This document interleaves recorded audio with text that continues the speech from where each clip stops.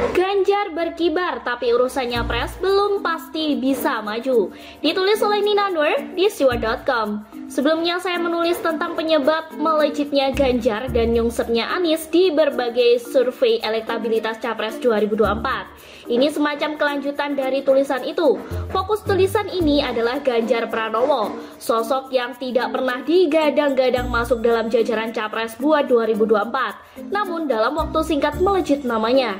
Bahkan, Ganjar berhasil menyalip Prabowo dan Anies dalam jajaran tokoh yang dijagokan sebagai Capres 2024.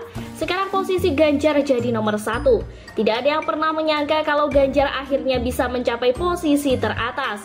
Masuk survei mungkin, tapi paling juga di urutan-urutan bawah lah. Di jajaran atas itu kan biasanya Prabowo, Anies, dan Sandiaga. Mungkin karena publik sudah mulai bosan dengan orang-orang yang itu-itu lagi. Bisa jadi, yang pasti melejitnya Ganjar ini adalah imbas dari prestasi dan kinerjanya sendiri. Nggak pakai poles sana-sini, nggak pakai menata kata-kata manis, Ganjar hanya bekerja dengan sebaik-baiknya. Kegiatan Ganjar sehari-hari bahkan sangat terbuka untuk umum, sering diupdate di media sosial, bahkan banyaknya video beredar di media sosial. Namun, bukannya rentan kritik malah makin mendulang pujian, makin mendapatkan banyak dukungan. Para pendukung Ganjar ini makin lama makin fanatik ya, dan tidak hanya dari Jawa Tengah saja, sudah tersebar di mana-mana. Ini hasil pengamatan saya di Twitter, di mana Ganjar memang rajin berinteraksi dengan para netizen. Jadi ketika ada politisi yang menyentil Ganjar, misalnya waktu itu Fadlizon, para pendukung Ganjar pun membela Ganjar dengan menggeruduk Fadlizon. Ini kalau dilihat dari sudut pandang politik, bisa menjadi modal kuat buat Ganjar maju ke tingkat berikutnya, yakni nyapres beneran. Nah, tapi tidak pernah sekalipun Ganjar menyebut soal nyapres, sebuah langkah yang juga saya dukung. Jangan kayak tetangga sebelah itu, berisik aja soal nyapres dengan bantuan buzzer. Nyatanya di survei namanya makin nyungsep. Saya melihat Pak Ganjar ini sangat berhati-hati menyikapi soal capres-capresan ini. Dia bahkan sangat menjauhinya. Dalam sebuah video di YouTube ketika ditanya oleh sang host, Boy William, soal apakah Ganjar mau jadi presiden, begini jawab Ganjar. Ini adalah gara-gara survei.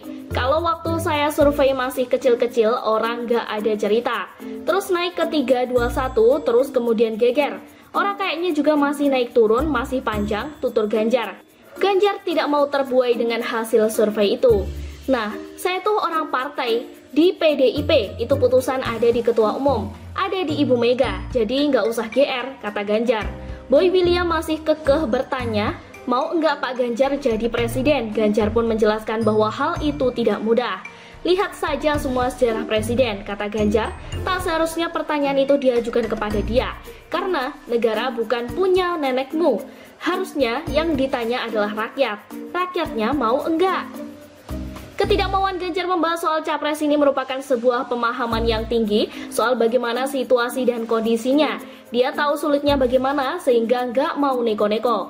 Apakah kesulitan buat Ganjar jika dia mau nyapres? Pengamat politik Center of Strategic and International Studies atau CSIS, Arya Fernandes menjelaskan, persoalannya Ganjar harus bisa meyakinkan PDIP untuk bisa memberikan tiket pada Ganjar. Karena kan PDIP itu proses penetapan capres bukan kontestasi, tapi diputuskan oleh Kentum, tentu melalui AD atau ART atau aturan organisasi partai. Jadi, kesulitan Ganjar meyakinkan PDIP, ujarnya. Sementara dari PDIP sendiri menyatakan bahwa Ganjar lagi fokus untuk berprestasi dan berkinerja yang bagus di Jawa Tengah, karena memang kontestasi Pilpres masih jauh.